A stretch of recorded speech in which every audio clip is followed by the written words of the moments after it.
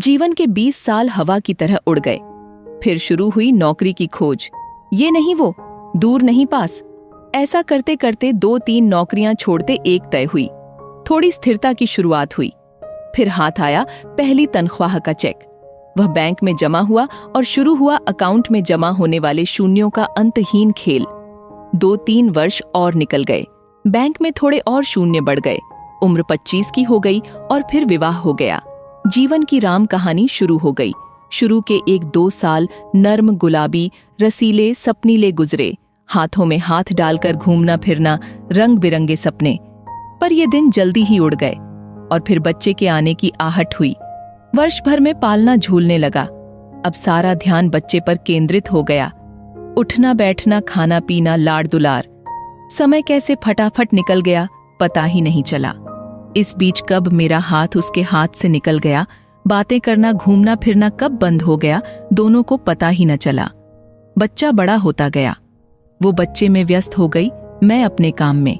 घर और गाड़ी की किस्त, बच्चे की जिम्मेदारी, शिक्षा और भविष्य की सुविधा, और साथ ही बैंक में शून्य बढ़ाने की चिंता। उसने भी अपने आप काम में पूरी तरह झोंक दिया और मैं भी इतने में 35 का हो गया। घर, गाड़ी, बैंक में शून्य, परिवार सब है, फिर भी कुछ कमी है। पर वो है क्या समझ नहीं आया। उसकी चिड़चिड़ बढ़ती गई, मैं उदासीन होने लगा। इस बीच दिन बीतते गए, समय गुजरता गया, बच्चा बड़ा होता गया, उसका खुद का संसार तैयार होता गया। कब 10वीं आई और चली गई पता ही नहीं चला। तब तक दोनों ही 40-42 के हो गए। बैंक में शून्य बढ़ता ही गया। एक नितांत एकांत क्षण में मुझे वो गुजरे दिन याद आए और मौका देखकर उससे कहा, अरे जरा यहाँ आओ, पास बैठो, चलो हाथ में हाथ डालकर कहीं घूम के आते हैं। उसने अजीब नजरों से मुझे देखा और कहा कि तुम्हें कुछ भी सूझता है, यहाँ ढेर सारा काम पड़ा है, तुम्हें बातों की सूझ रही है। कमर में पल्लू खोस वो निकल गई।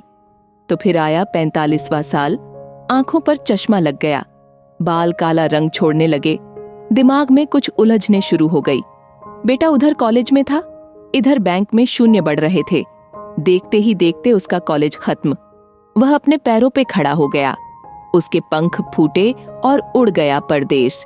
उसके बालों का काला रंग भी उड़ने लगा।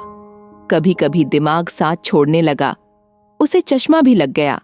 मैं खुद बूढ़ा हो गया, वो भी उम्र दराज लगने लगी। दोनों 55 से 60 की ओर बढ़ने लगे। बैंक के शून्यों की कोई खबर नहीं। बाहर आने जाने के कार्यक्रम बंद होने लगे। अब तो गोली दवाइयों के दिन और समय निश्चित होने लगे।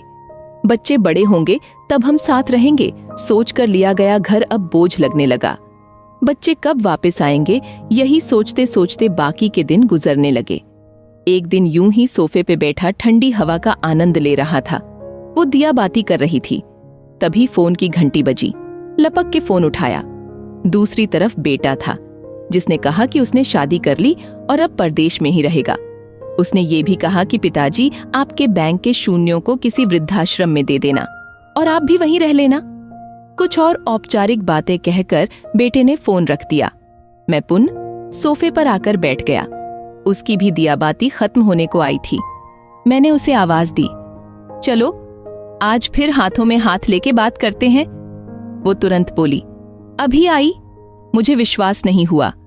चेहरा खुशी से चमक उठा, आंखें भर आईं, आंखों से आंसू गिरने लगे और गाल भीग गए।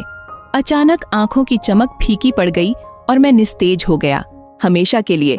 उसने शेष पूजा की और मेरे पास आके बैठ गई। बोलो क्या बोल रहे थे? लेकिन मैंने कुछ नहीं कहा। उसने मेरे शरीर को छू कर देखा। शरीर बिल्कुल ठंडा पड़ गया था। मैं उसकी ओर एकटक देख रहा था।